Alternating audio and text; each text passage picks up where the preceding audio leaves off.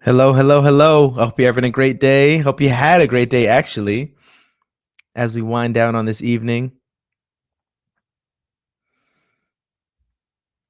We got a few things to talk about tonight. I think it's going to be a pretty good time.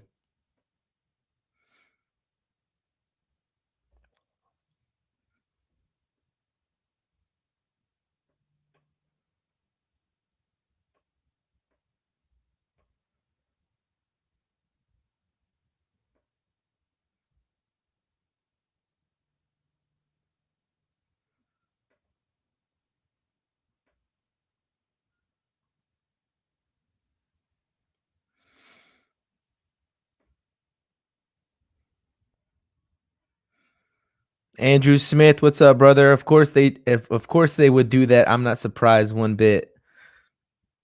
Yeah, honestly, whichever one you're talking about, whichever topic you're talking about, I am not surprised one bit because gun control is the obvious play at this point. And the Senate just confirmed the first transgender nominee, which is astonishing to say the least. And just the play of the culture, how Krispy Kreme is trying to entice people to take the vaccine um, so that they can get free donuts. So, yes, not surprised one bit. Yeah, gun ban.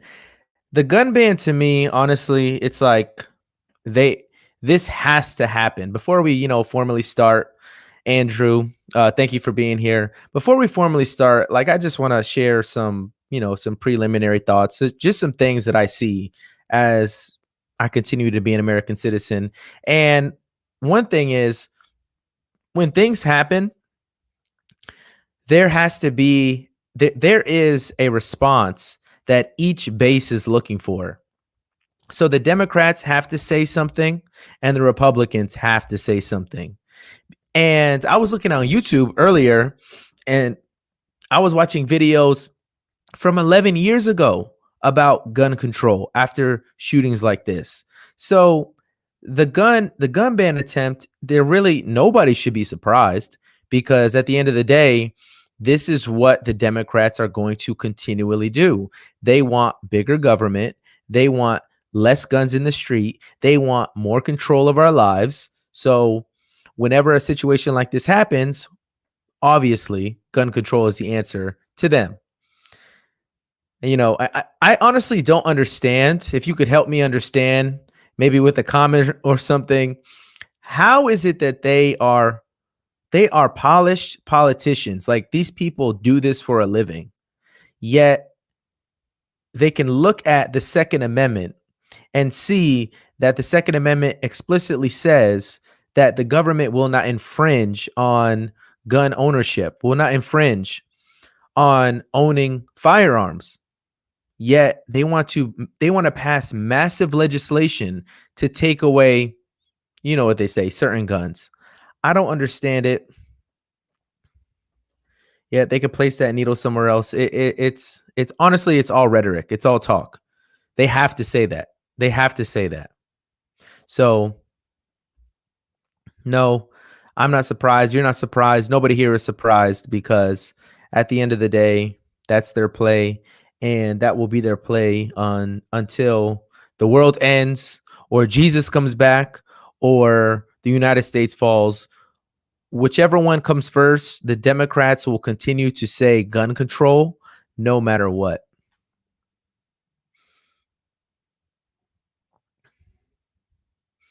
So we'll just we'll wait for a couple more people to join, and then we'll go ahead and get started. So, like I was saying, I want to talk on. The Constitution cannot enforce itself. Understood. That is why there is conservatives that have to enforce it for them, because these lunatics don't care. They honestly don't care. The main thing that they say is reimagine, rethink.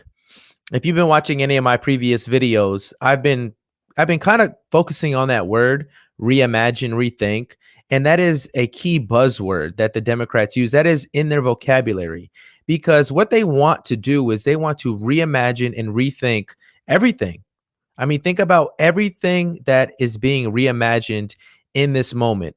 We are being told to call men women and women men.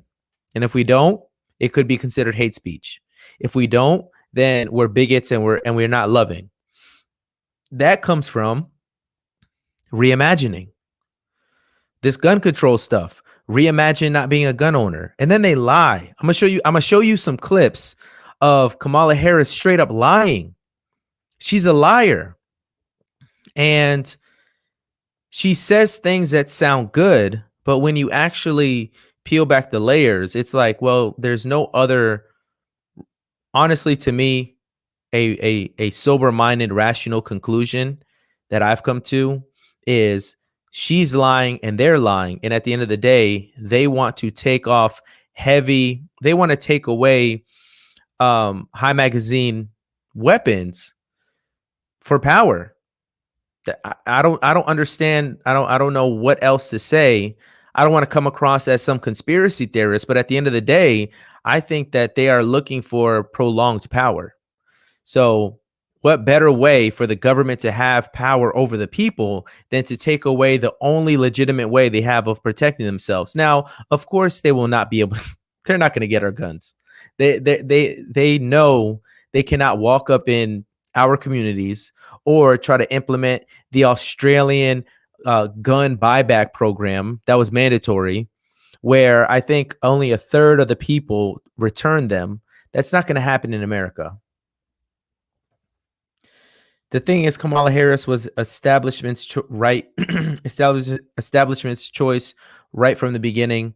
They had already decided she would become president, and that's crazy to me because, um, you know, she was a throwaway. She was a throwaway in the beginning.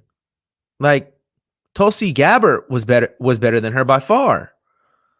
Elizabeth Warren was better than her, and she's garbage. So I don't understand. It must have been a predestined plan because Kamala Harris she's an amazing politician if amazing means she is able to lie the best.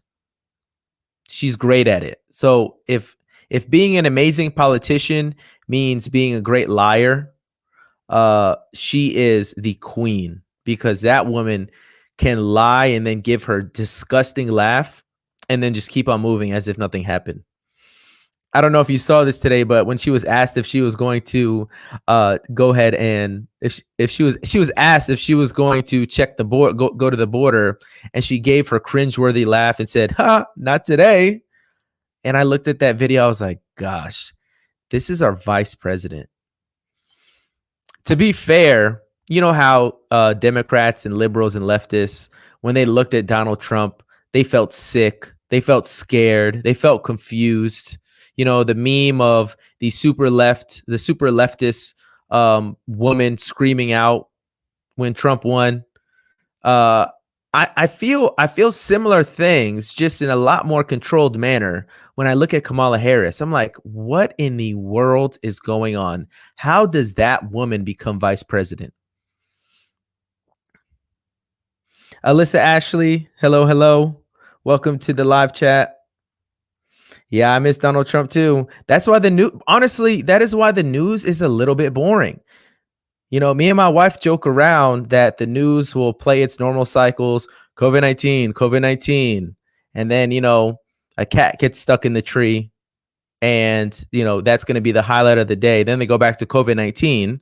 Then they go back to schools opening up and then closing around the country. And then another cat gets stuck in the tree.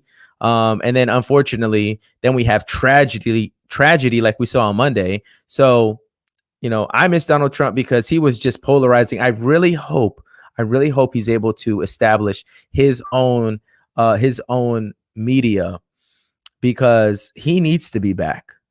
He needs to be back. But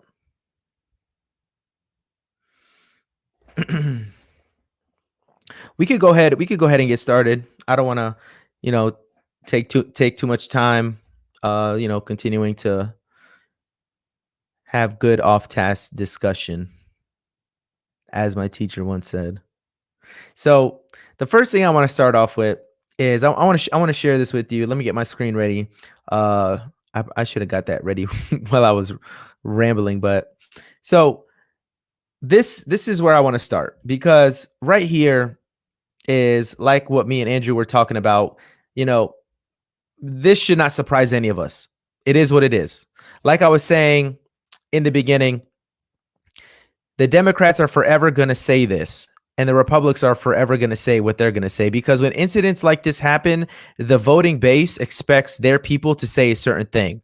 So if you are a dedicated Democrat, you're expecting your politicians to say gun control, legislation, ban the guns, blah, blah, blah. That's what you expect. So since that's what the Democratic voters expect, that's what the politicians are going to say. So none of us should be here surprised. Likewise, us who are on the conservative side, we should be seeing the conservative pundits, we should be seeing the politicians advocating for, hey, let's put this in perspective.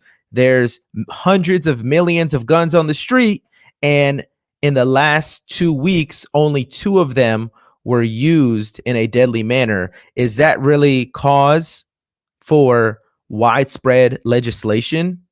Are we really going to penalize all of the responsible gun owners who have assault weapons because of 2 evil idiots? Is that what we're going to do? So each side expects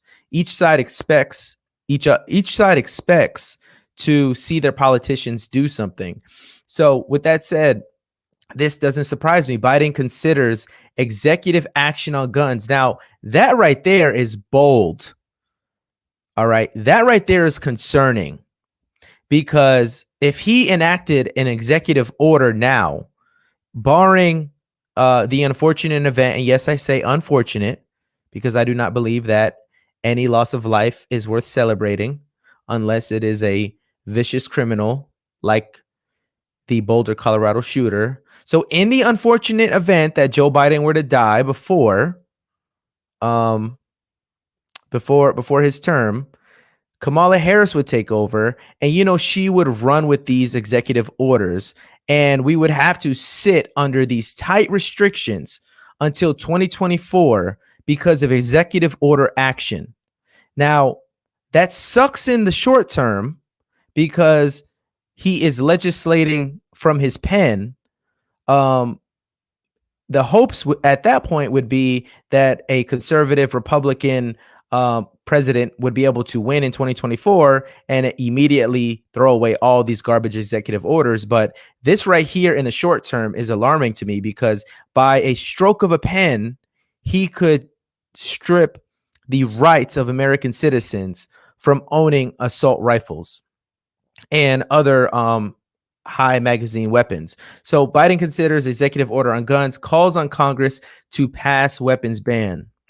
All right, so I'm getting this article from Reuters. U.S. President Joe Biden urged Congress to swiftly pass gun control laws and may take action on his own to stop mass violence.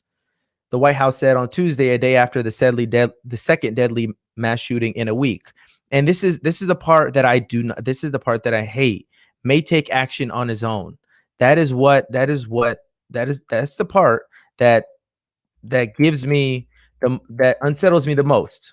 That he's not even he doesn't care if the senators shoot this down, which they are, because the Senate is ruled not ruled, but they don't have enough votes in the Senate to pass legislation that would fundamentally change gun laws at a federal level. So the opt-out at that point is him striking his pen to paper and saying, from my seat, I demand you guys to follow these rules. And that's basically, what an executive order is. So the Democrat called on the Senate to approve 2 bills passed by the House of Representatives on March 11th that would broaden background checks on gun buyers. He also called for a ban on assault style weapons. So I was listening to a lot of news today from different outlets, and as I'm thinking about the news and processing all this stuff, I watch CNN, I watch MSNBC. I like to read the New York Times for the sake of knowing what they're saying too, because I know what I think and I know what to expect when I read Gateway Pundit, when I read Epic Times, when I go to New York Post. I know what to expect. So I like to look at the other side to get a holistic view. And everything that I saw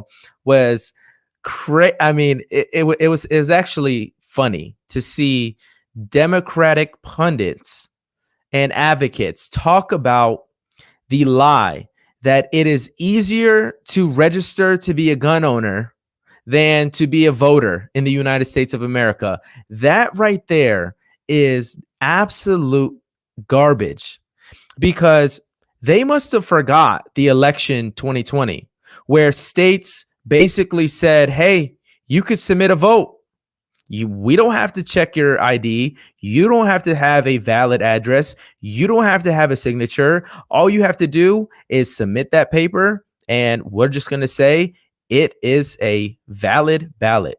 So all of these people were running with this lie today that it's easier to buy a gun than it is to vote. And it's just unsubstantiated, and it's more just it's more propaganda. Actually, that's exactly what it is. It is propaganda for people who don't know how to look at the other side's arguments or even fact check what these people are saying, because these people own the fact checkers, that at the end of the day they're able to say garbage stuff like that, and some people fall for it so easily. I don't need to wait another minute, let alone an hour, to take common sense steps. Oh gosh.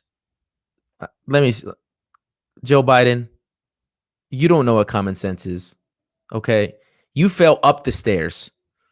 Usually people fall down the stairs. You fell up the stairs 3 times. This man can't even string together a logical sentence without looking at a teleprompter. And even when he's looking at a teleprompter, he stumbles and fumbles over his words. So we need to take common sense steps that will save the lives in the future. And I urge my colleagues in the House and the Senate to act, Biden said at the White House on Tuesday.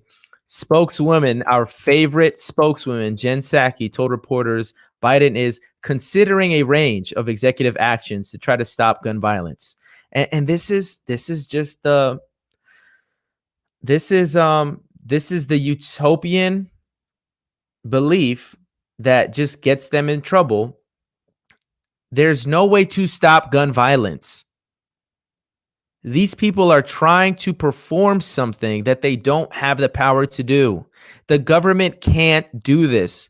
I was talking to a coworker today, and he is a pro-gun, conservative man, and he told me straight up. He was like, "Did prohibition work?" And no. Okay. So prohibition doesn't work. So them trying to force their issue, we already have a history of the government trying to force something and it fails in America, simply because we're Americans. And it's hard to tell an American that you're going to force us to do something, even if you dress it up as such a nice motive. But guys, we're trying to stop gun violence. Yeah, well, that's impossible. You hear this all the time. You can't legislate somebody's heart. You can't. This is what I say. You can't micromanage violence. At the end of the day, if the shooter in Boulder wanted to do this, no matter who was president, he would have done it. No matter what restrictions, he would have done it. So such actions do not require the approval of Congress. Biden, who took office in January, pledged during his presidential campaign to enact gun safety measures, but has devoted the first months to distributing coronavirus stimulus and vaccines. So at the end of the day, I'm looking at this like, okay, the Democrats are peddling stuff that they are not able to fulfill. And if they do try to pull off this ridiculous act, they're not going to be able to successfully advance this legislation without really putting the peace of the American citizens at risk. Quick aside, I want to let you guys know that I am on Patreon now. So you guys can, if you want to support my channel, if you want to be a reason why I can give more time and effort to YouTube and being a content creator, you can support me at Patreon, www.patreon.com/ConservativeRepublic. So if you are able, if you're in a position and you're willing, you like me, you like my content, you like my style, you like where I'm heading, you like my commentary, if I check any of those boxes, then and you're in a position to give, I would deeply appreciate it. I also set up a PayPal, so paypal.me /ConservativeRepublic. And also, if you want to give on Cash App, I am also on Cash App. Guys, this is right now, this is my short-term goal. So as I'm putting in all this time, this is my short-term goal. Join the journey to 1K subs. Like, comment, share. I'll really appreciate all of that. And as we move forward, I just wanted to give this. I wanted to let you guys, just not forget to subscribe with our current president's favorite line. His most favorite line, to me, his most favorite line was when he was on the Breakfast Club and he looked at Charlemagne the God and he thought he was being funny. And he said, and you guys know what he said: "If you don't vote for me, you ain't black." The man knows how to fumble and bumble on his words at every single moment. So with that said, I would appreciate the subscriptions, the comments, the giving. So if you're in a position to do that, I would deeply appreciate it. Moving on from the article, I want to show you guys the cringeworthy, the absolute mess of a vice president we have, which is Kamala Harris. The cringeworthy. Oh my goodness! I just live streamed my live stream. That is funny. So I want to show you guys. The video that I have set up, which shows Kamala Harris, all right, talking about gun reform, and she's a liar, guys. She's a liar. This woman here. I'll let it go. I'll let it go big screen real quick.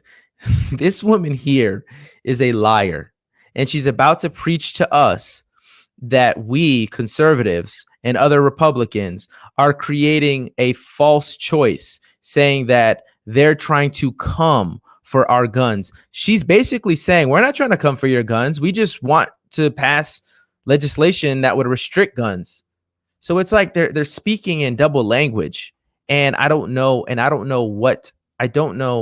how more people aren't just seeing through this. With that said, I want to take a couple minutes to listen to a little bit of her response on CBS this morning, because you're going to see it for yourself. She is straight up lying to the American people. She is lying to, look at this. She looks like a mother about to scold her kids for staying out too late. And this is what she is. She is a good actress. That is what she is. She is a great polished politician if the measure of being a great polished politician is being a liar.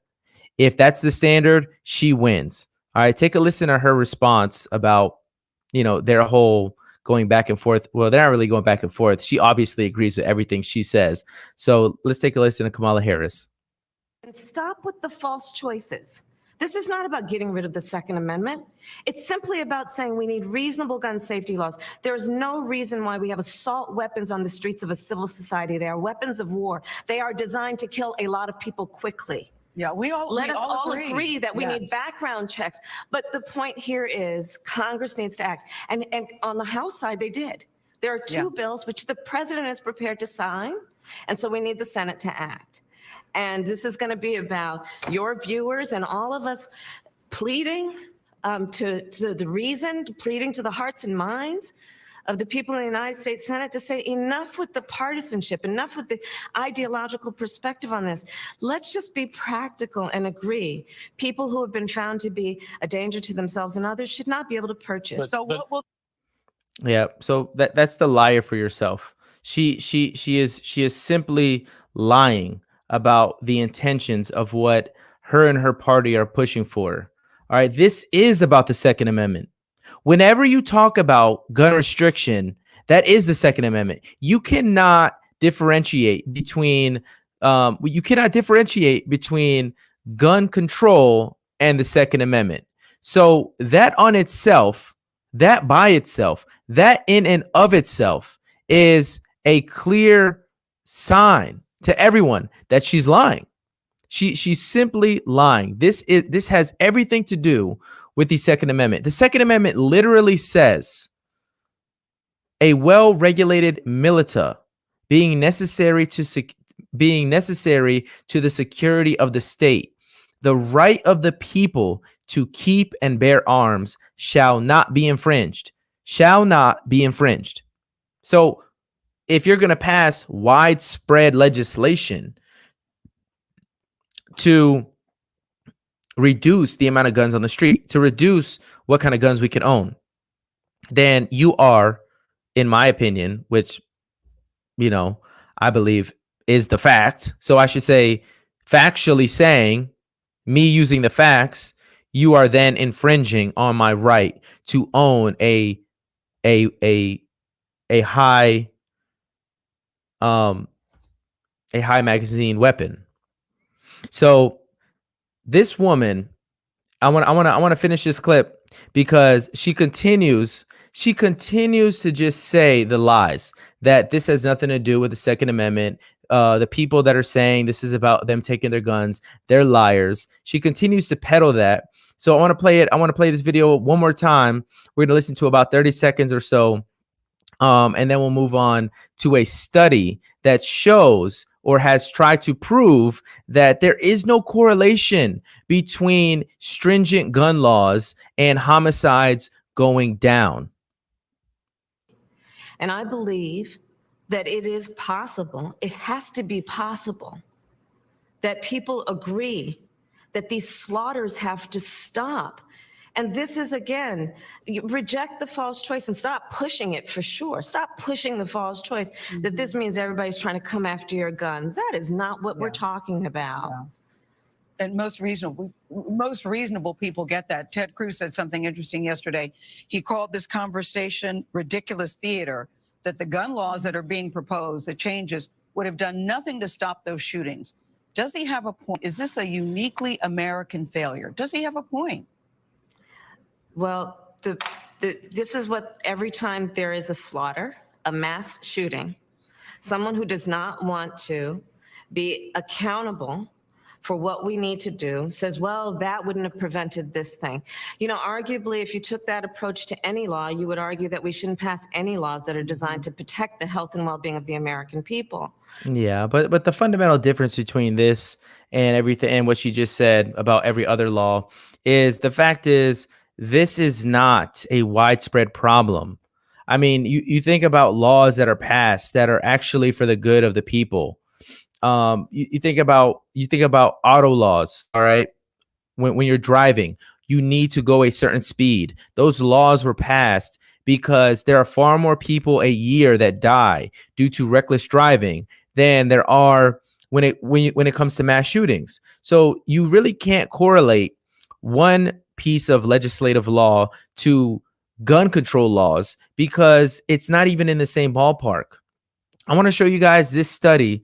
All right. I want to show you guys this study because it shows and it's trying to prove that there really is no substantiated way to conclude that if we were to ban assault, ban assault weapons, that there would be any way that it would reduce homicides. So this is from the Foundation for Economic Education. Studies find no evidence that assault weapon bans reduce homicide rates. All right, the study's data and examination of the available evidence by scholars suggests that assault weapon bans or buybacks will have little, if any, effects on the rates of violent crimes and gun violence. And this was published on August 17th, 2019. I want to go through a little bit of this with you. Mass shootings are unconscionable acts of violence and are the most acutely disturbing form of gun violence. In the wake of such tragedies, many gun control advocates lambaste gun rights supporters for allowing weapons of war onto the streets. That's the weapons of war. A handgun is a weapon of war. Okay, what happens in Chicago and DC, what happens in these cities is weapons of war. If it can kill you, if it's a firearm that can kill you, it can be used in war. So that's just another piece of hyperbole. Weapons of war. A handgun is a weapon of war. Anyways, moving on. Weapons of war onto the streets of America and not supporting reasonable gun reform. The measures put forth are usually either a ban and or mandatory buyback of assault weapons, most of which are more accurately known as semi-automatic rifles. Assault weapon is a vague term that varies state to state and can include common pistols and shotguns. All right. While these initiatives are common sense, yeah, that's the Democratic other Democratic phrase. While these initiatives are common sense to advocates, if one takes the time to examine the data and evidence, it becomes abundantly clear that the gun control in this form will do little to reduce gun violence. Now, data piece number one: mass shootings with assault weapons constitute a fraction of a percent of gun violence. Now, this right here is somewhere I want to focus, because if you think about what the Democrats are pushing, they are trying to frame this, and they will always try to frame this as a humongous problem. This is not a humongous problem. From 2007 to 2017, the total number of homicides was 150,352. Out of that number, the amount of gun homicides were 103,901. The total mass shooting homicides were 495. And the mass shooting homicides involving assault weapons, 253. So we're really saying out of 150,000 homicides, the Democrats are trying to make land-shaking legislation on a minute, a rare, an anomaly occurrence when it comes to the holistic view of homicides. All right, between the two, we're under 1,000, yet we are at 150,000 in total. So that in and of itself is proof that the media makes. I mean, okay, let me not say that. It is terrible. It is terrible that these things happen. It is a tragedy. It is unconscionable. Okay, all of these things are true. But what is also true at the same time is that this is a rarity, and people talk about it as if this is the norm. In the clip I just played of Kamala Harris, the anchor that was interviewing her said, "Is this unique? This is uniquely American." Well, okay, even if it was uniquely American, it is not a big problem. All right, mass shootings is a small problem.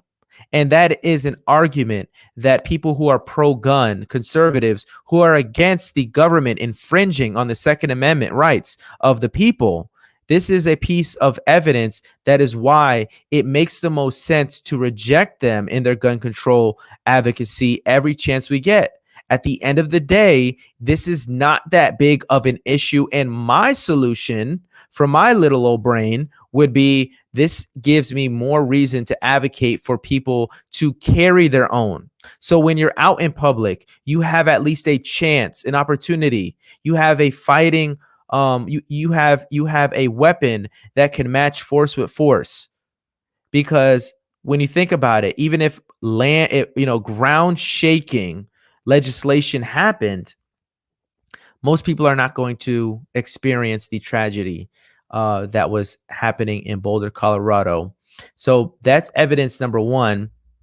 I want you guys to take a look at this. 2, studies find no evidence assault weapon study finds no evidence assault weapon bans reduce homicide rates. Now, again, real quick for everybody who's jumping in, this is found at Foundation for Economic Education, so you guys could look this up for yourself, go back through it. I would encourage everybody to go look at all the numbers. But point number 2, studies find no evidence assault weapon bans reduce homicide rates. They don't. I mean, I live in a city, you know, when there are a good amount of guns in this city that are illegal. So no matter what type of ban you put on it, there are still millions and hundreds of thousands of guns. There are hundreds of thousands of guns floating around Tampa, Florida, that no matter what protocol you use, if I want it, I could find it. If they want it, they could find it. There are theoretical reasons to doubt the effectiveness of a ban or buyback of assault weapons, but it also doesn't help that the real world evidence suggests these measures fail to produce reductions in gun violence. Between 1994 and 2004, the federal government banned the manufacture, sale, or transfer of assault weapons and large capacity magazines. A subsequent Department of Justice study found no evidence that the ban had any effect on gun violence and stated that should it be renewed, the ban's effects on gun violence are likely to be small at best and perhaps too small for reliable measurement. All right, point number 3. Australia doesn't prove gun control works. In 1996, Australia experienced a horrific mass shooting. In response, the government implemented a mandatory buyback scheme that banned and confiscated certain types of firearms, including assault weapons. A 2016 JAMA study on the matter found no statistical significant change in the trend of the country's firearm homicide rate following the law's passage. The authors also noted that the decline in firearm suicide post-ban could not clearly be attributed to gun control, since non-firearm suicides fell by an even greater magnitude. All right, so these are all just building the cases of why none of these government funded initiatives are going to work. It's just not logical. It doesn't work, and at the same time, it infringes on the Americans' rights to own their own firearms. So point number 4, there is inconclusive evidence of assault weapons bans on mass shootings. So last year, the RAND Corporation released an extensive scientific analysis of available evidence on gun control measures and how they relate to various crime outcomes. Regarding the effect of assault weapons bans on mass shootings, they determined the evidence was inconclusive. When former President Bill Clinton claimed the 1994 to 2004, and that is what also Joe Biden just referred to recently. Oh, I was part of the 1994 bill that made a lot of impact. And I could do it again. I promise you, I could do it again. You know, that's what this old guy was saying this week. All right. When former President Bill Clinton claimed the 1994 to 2004 federal assault weapons ban was associated with reduced mass shootings, PolitiFact rated that claim as half true, noting that the ban's impact remains unclear. All right. So in conclusion, guys, the studies, data, and examination of the available evidence by scholars suggests that assault weapon bans or buybacks will have little, if any, effect on the rates of violent crime and gun violence. There seems to be no relationship between these gun control measures and reductions in firearm homicides or suicide, and there doesn't appear to be any clear evidence they reduce mass shootings. And that is what I would call a fact, because when you think about where does the human heart start to cultivate violence the most? It's in privacy or in their own home. So there is no way the government can legislate somebody in their own private thoughts, in their own private space, in their own private home, when they are sitting as me, myself, and I. When me, myself, and I are sitting there, the government is not able to root out the depths of evil that are in my heart. If I was to make such a decision, there is no way to eliminate 1, 2, 3, a handful of people, 400 people out of 330 million people. There is no way to legislate to eradicate this. This, unfortunately, is a status that is going to be it's going to be a status that Americans are going to continue to experience because there is a such thing as evil. And the Democrats believe that they have a power that they don't have. They believe that they can legislate people's hearts, and they can't. They believe that these laws will tighten up the assault rifles, assault weapons, mass shootings. And it won't, because we just went through an article that showed that there is no evidence. All there is propaganda. That's it. That is all. That is it, and that is all it's going to be. So, if you guys have any thoughts about that, go ahead and drop that in the comment section. But as I said, the overall rhetoric of the Democrats is to be expected, because their voter bloc is looking at them to say exactly what they've been saying. Think about it like this. If you were a Democrat, or if I was a Democrat, I would be expecting my politicians right now to be saying stuff about gun control. Therefore, since these polished politicians know the words that their sheep want to hear, what do? They rephrase these words. They say all the right things. They say everything they need to say. They say gun buyback. They say broader background check. They lie, and they say that it's easier to buy a gun than it is to vote in America, as if they weren't here in 2020. They must have forgot 2020, but I mean, 2020 was the easiest year to vote. So very bad timing with that. Very bad timing with that stance right there, because that is the lie. That is the cream of the crop. That is the cream of the crop lie. It's easier to buy a gun than it is to vote. Sirs, ma'ams, people in America, did you not see what happened in 2020? Did you not see how Pennsylvania and Michigan completely lax their voter laws? Did you not see that people were able to vote without any signature, without any address, without any identification? Did you not see that? Did you not see that non-legislative bodies changed laws so that people could willy-nilly vote? Maybe they did. Maybe they didn't. Donna Dies, I agree. Hello, Donna. Hope you had a great day today. So that's pretty much it for my 2 cents and my presentation on the gun, all of the gun bans and everything about, just the obviousness of today's situation. I want to bring your attention to another news story that I find weird. To say it nicely, I find this weird, and I don't understand why. It's this right here is crazy. How this person is able to become a member of the United States government in a high role. So, the U.S. Senate confirms transgender doctor for key post. So you guys have seen this lovely face floating around the internet. All right. This lovely face voting mostly along party lines. The U.S. Senate on Wednesday confirmed former Pennsylvania Health Secretary Rachel Levine to be the nation's Assistant Secretary of Health. Okay, fine. I'll read it. She is the first openly transgender federal official to win Senate confirmation.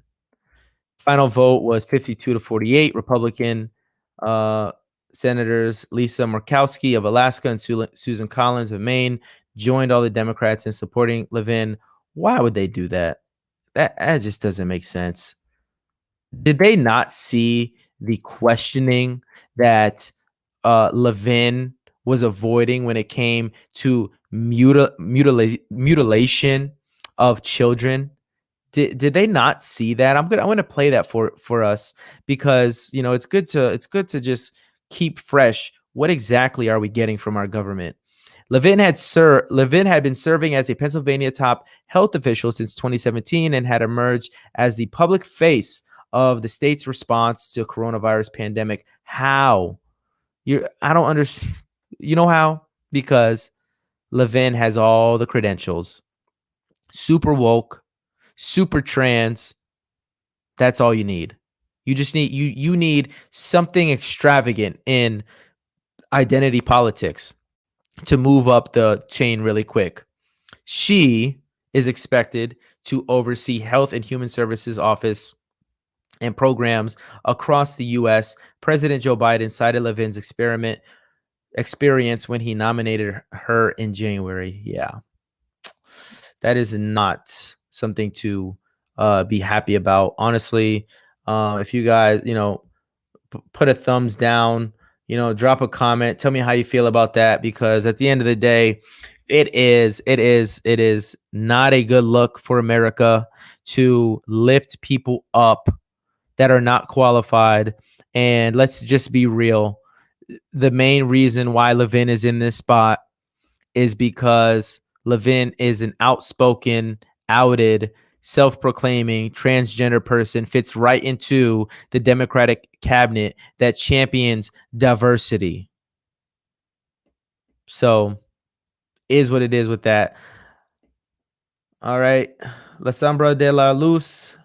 The Democrats do nothing but push narratives to tug at the emotional strings of people, and they unknowingly eat it up. Yes, that's true. That is true, because what the Democrats do very well is they say things that sound good. All right.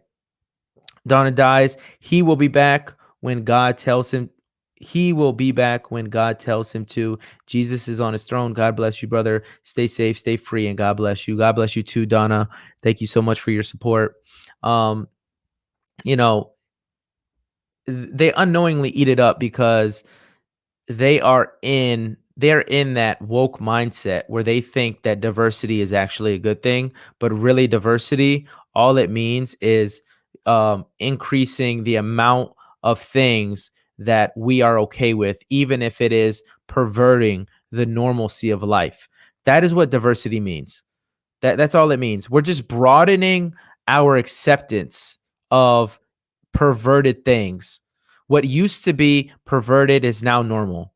And they use words, the Democrats use words like this: reimagine, rethink, diversity, common sense laws.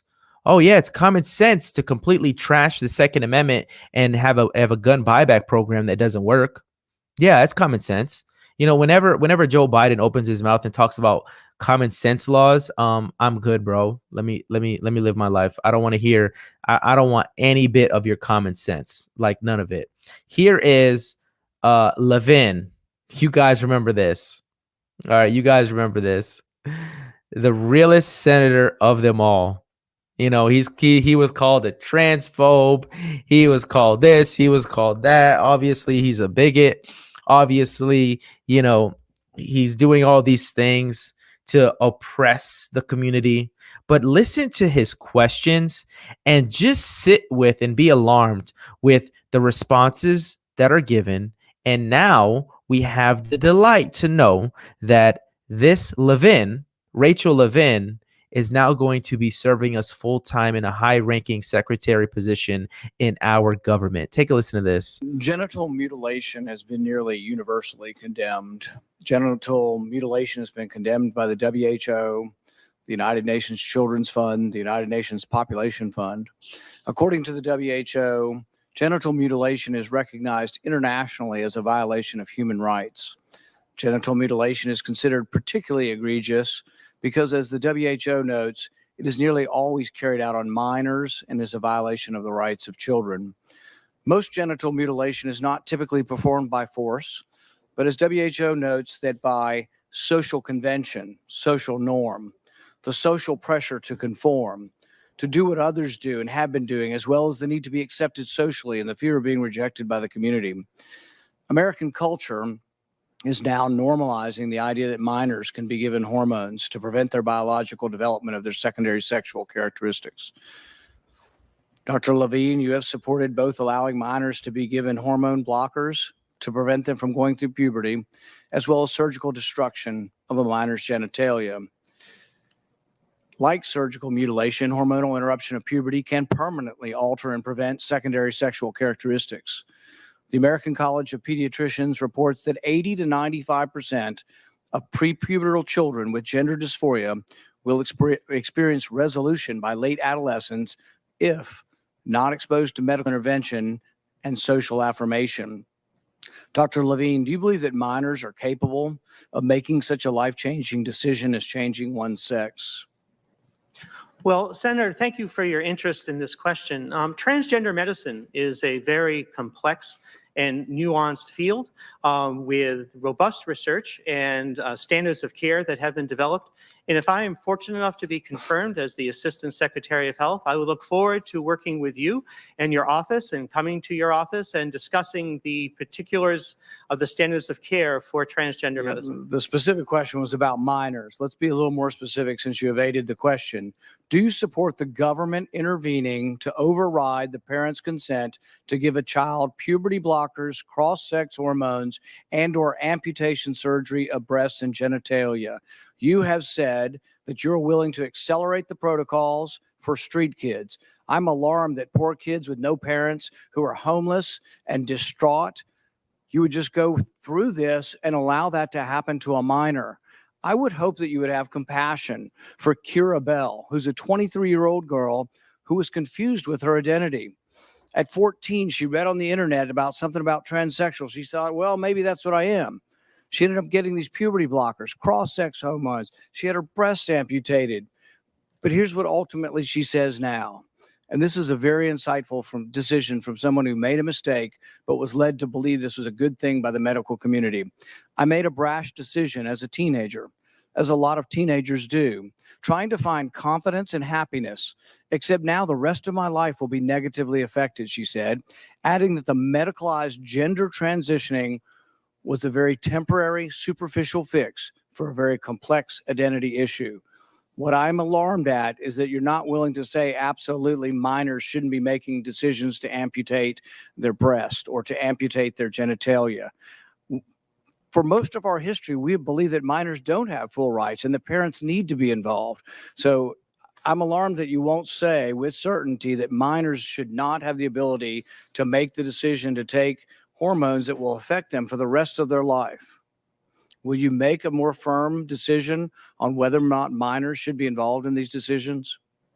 Senator, transgender medicine is a very complex and nuanced field. And if confirmed to the position of Assistant Secretary of Health, I would certainly be pleased to come to your office and talk with you and your staff about the standards. All right. Thanks for evading the question. It's like a robot talking to you. But that is what we have nominated. We just nominated that. That is going to be on our leadership team. A person who can't definitively say, no, I'm against minors mutilating themselves. This Rachel Levine is a twisted, sick person, because this person, anybody who supports a minor in wanting to make a decision that they would have to live with for the rest of their life without knowing fully who they are, a person like that does not deserve to be in leadership. Yet these are all of the things that have been talked about since this is the first. You know, everybody's so happy on the left. Oh, look, the first. I don't give a crap about the first, because the first is a terrible option. And the only reason Levine is there is because Levine is an outed, proud transgender. Levine will bring the steady leadership and essential expertise we need to get people through this pandemic. What? The person who believes that it's okay for minors to mutilate themselves is going to bring steady leadership. This gets me upset, because in America, We have allowed frauds to become leaders. We have allowed evil, twisted, confused people to be leaders. No matter their zip code, race, religion, sexual orientation, gender identity, or disability, Biden said.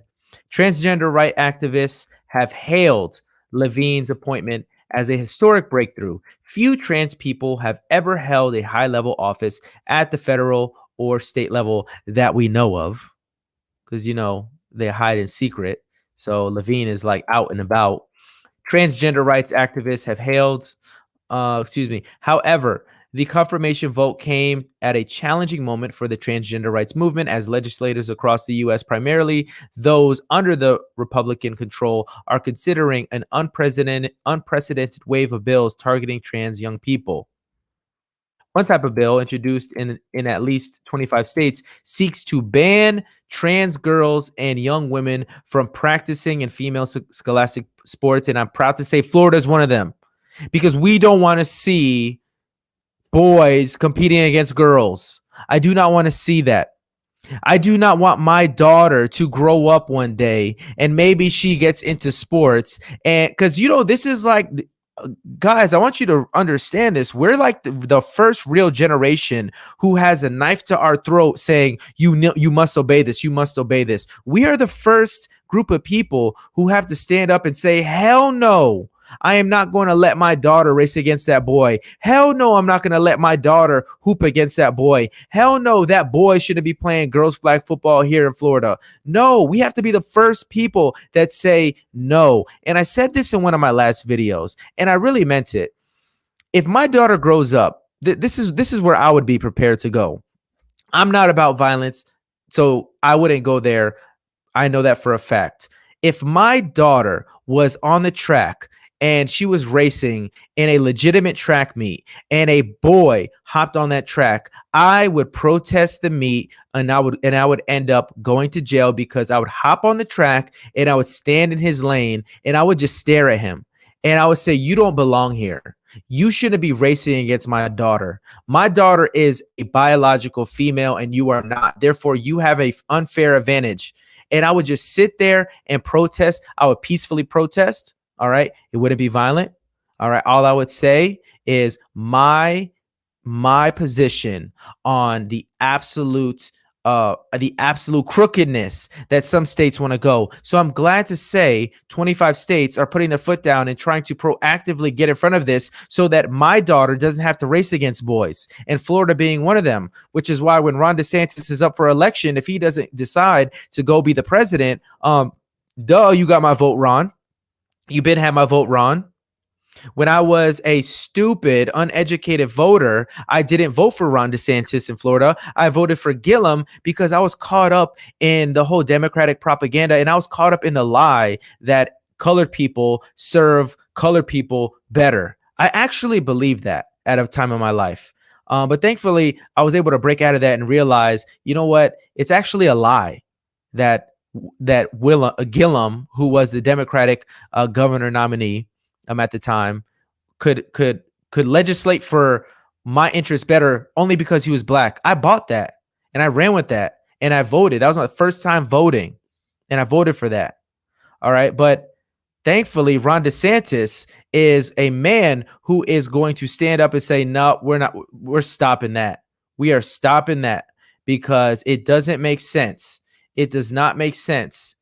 All right. That females be allowed to compete in scholastic sports against, or males be allowed to compete in scholastic sports against females. On such measure already has been signed into law by Mississippi Governor Tate Reeves. Of course, Mississippi would go first. They are about it. All right. And similar measures have been sent to governors in Tennessee, Arkansas, and South Dakota. Another variety bill introduced in at least 17 states seeks to outlaw or restrict certain types of medical care for transgender use. Yes, gender mutilation should be illegal, no matter whose consent it is.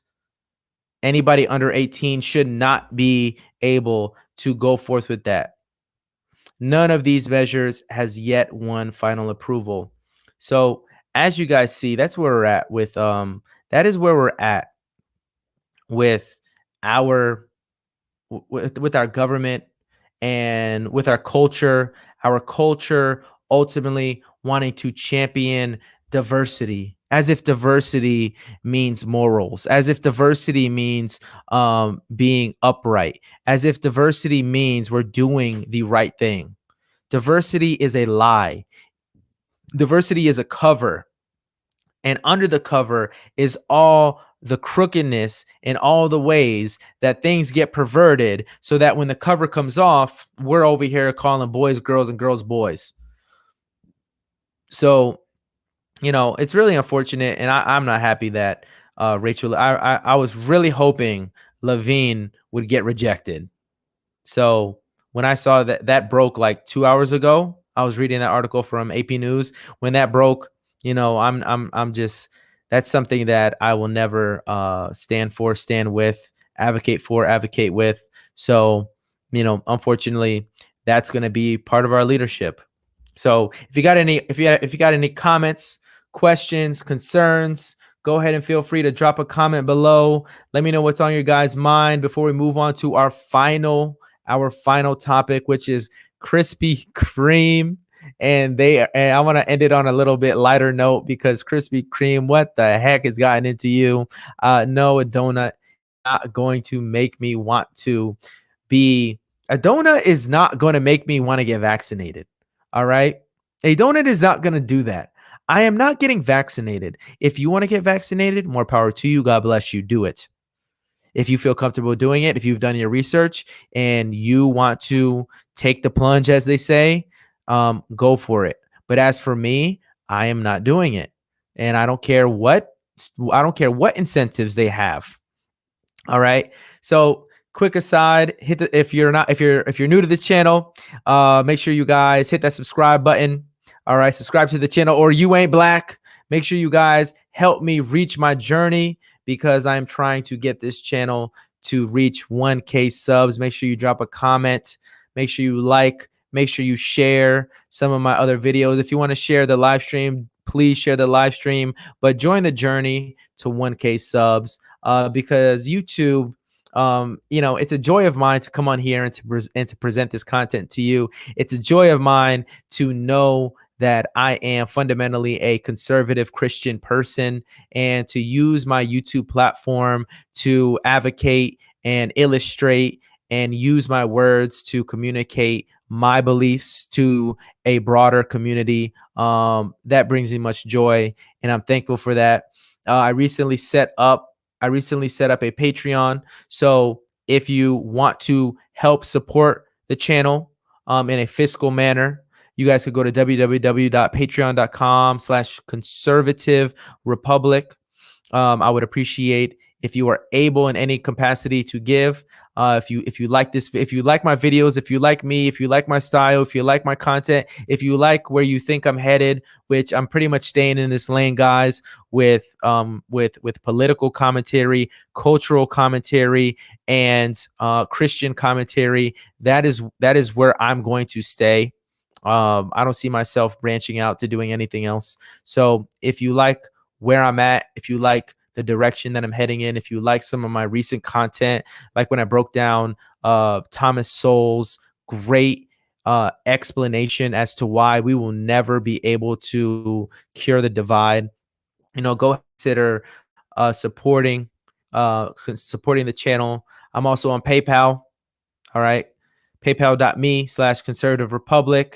And I'm also on CashApp. So anything, guys, is appreciated.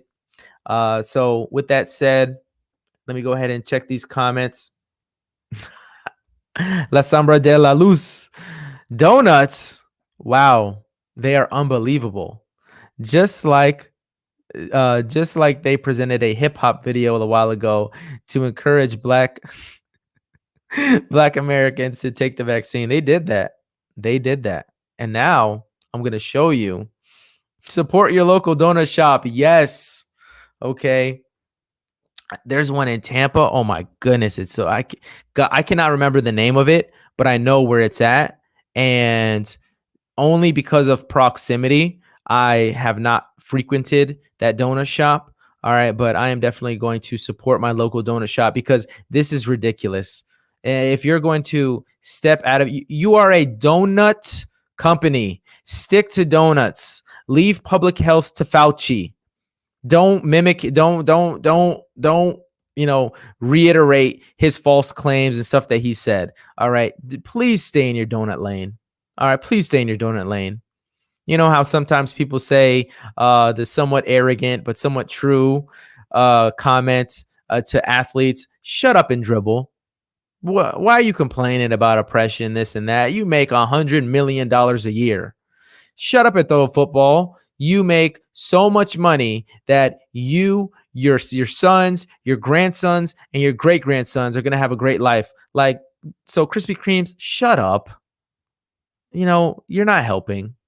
If anything, you're making it worse because a comorbidity to COVID-19 is obesity. Oh my goodness.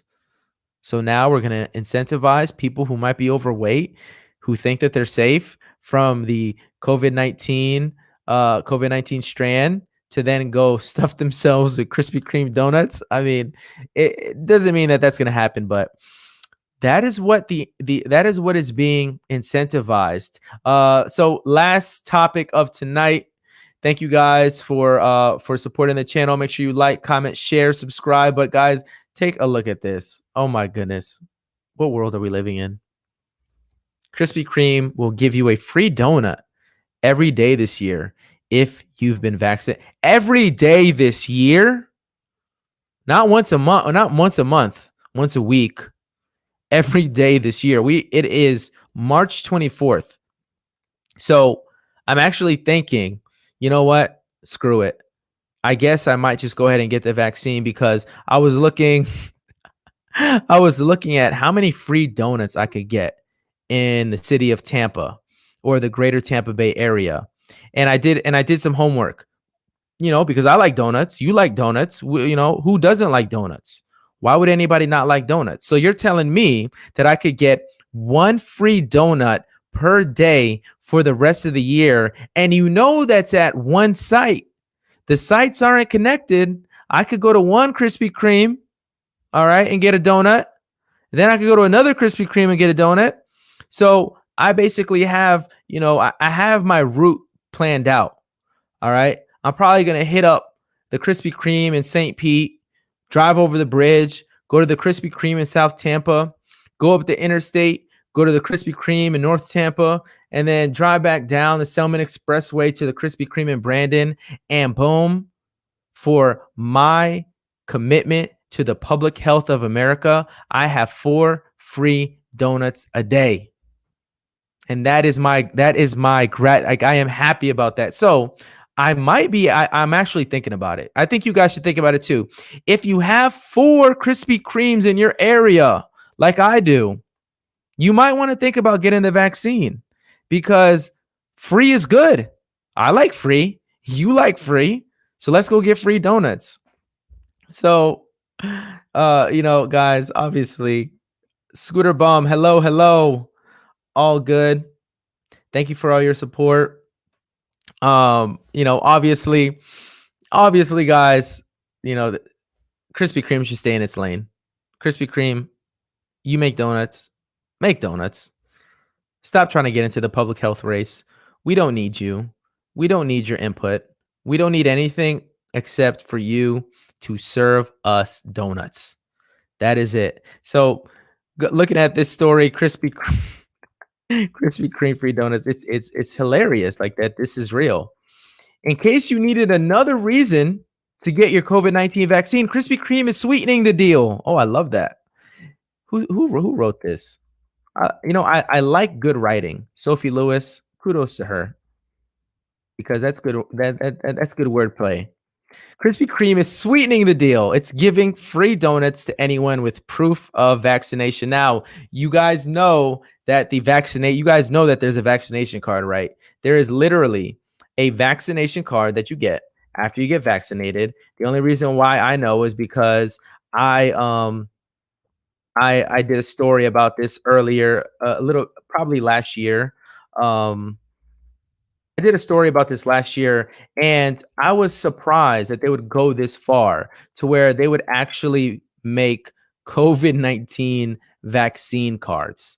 All right. So this is what they look like, just in case you haven't seen them.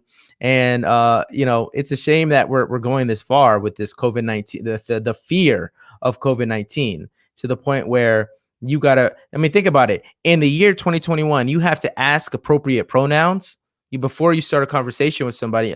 Are you a him, her, she, they, she, them, whatever it is? You also have to ask, hey, by the way, do you have this? Can I wear my mask around you or not? Do you have a vaccine card? Have you completed the doses? Have you gone twice? Do you have your card? Do you have proof? Hey, I was actually thinking about going to Krispy Kreme later. Do you have a vaccine card? We can get some donuts for free together. I wonder how many couples are going to fall in love by going to Krispy Kreme because they have free donuts, and they meet there, fall in love, and live happily ever after. I wonder how many people are going to be experiencing that story. It is so funny that this is our reality in 2020. So in case you needed more, all right, we would have read that part. Starting Monday, any customer with a valid COVID-19 vaccination card will receive a free original glazed donut. All right. And mind you that these donuts are probably ranging in the 200 to 350 range of calories, something like that. All carbs, mostly sugar. The glaze is amazingly good. All right. But remember, we're trying to keep obesity down. So, you don't want to tempt too many people, because it just so happens that a comorbidity to COVID-19 is obesity. All right. So the iconic donut shop specifies that any guests who have received at least one of the 2 shots of the Moderna or Pfizer vaccine, or 1 shot of the Johnson & Johnson vaccine, qualify for the promotion. All you need to show is your vaccine card to redeem your donut. A vaccine sticker is not valid.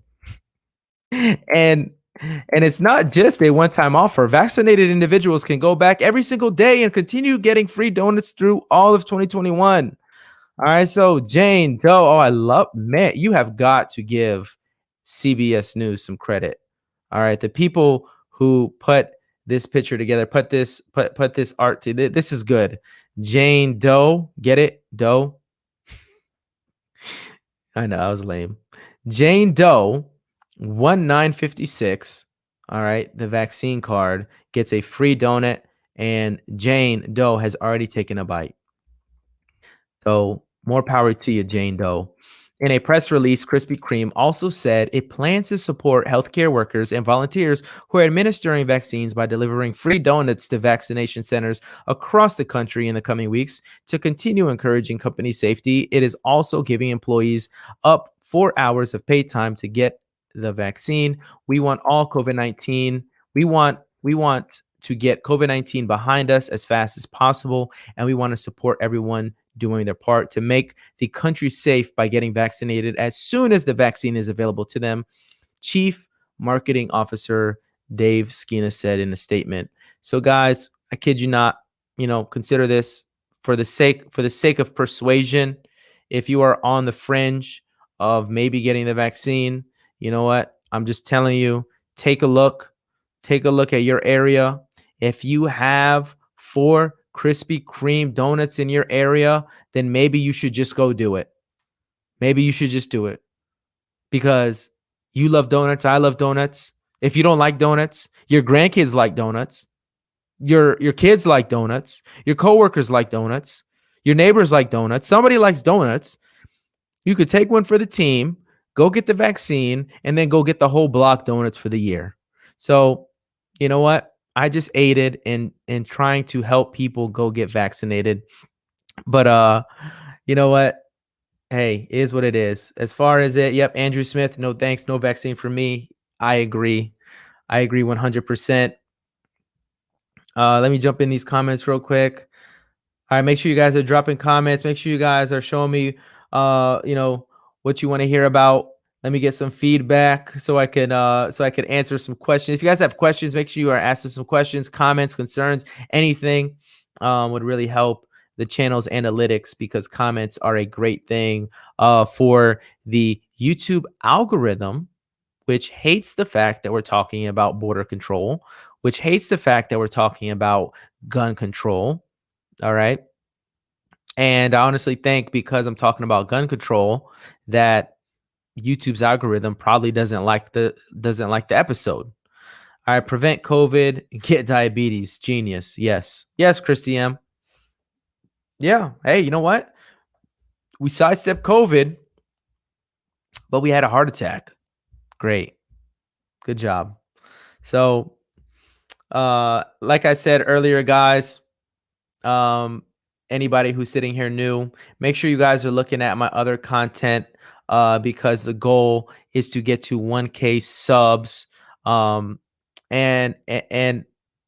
I think a realistic but optimistic time frame would be by the end of April. So the only way I could do that is if you guys are sharing my content on your platforms, because something about me is I was completely off all social media for several years. I deleted my Facebook in like 2017. I never used Twitter. I have a Twitter account now, but I don't even really use it because it's like, to me, it's like, one, I don't have a lot of followers anyway. So it's like I'm not really missing anything. When I tweet stuff, nobody cares. So it's like, why have a Twitter? I don't have an Instagram. All right. I don't have social media. So when I started this YouTube channel, I literally started from nothing. I just recorded a video about Jacob Blake, and I talked about his death from a Christian perspective. And that was my first video. I didn't know what the heck I was doing. All I knew is that I had a whole bunch of thoughts and feelings about these cultural issues that everybody else was able to freely talk about. And I felt like I disagreed with so many people that were close in my life that I didn't really have an outlet to talk to, because everybody saw it different. Everybody looked at Jacob Blake, and please pardon the tangent, but everybody looked at Jacob Blake and was like, oh, that's injustice. Cops, this, that. Why they shoot him in the back? And I looked at it like, guys, he was resisting arrest, and then he reached into the car when the cops were telling him to stop, and that's when they shot him. And then turns out he had a knife. Oh my goodness. So when I started the YouTube channel, I didn't know what it was going to turn into. I didn't know I'll be sitting here on a live several months later. So the goal, obviously the first landmark to any YouTuber is getting to that 1K subs, and then the 4,000 watch hours. And the only way I'm going to be able to do that is if you guys continue to support the channel like you do. Thank you for your support. Let me hop in the comments real quick. All right, I don't see any new comments, so I'm gonna leave it right there. I really appreciate you guys sticking with me tonight. Make sure you guys have a great night. Make sure you guys finish out your week strong. I will see you guys on the next video. Like, comment, share, subscribe. God bless you. Peace.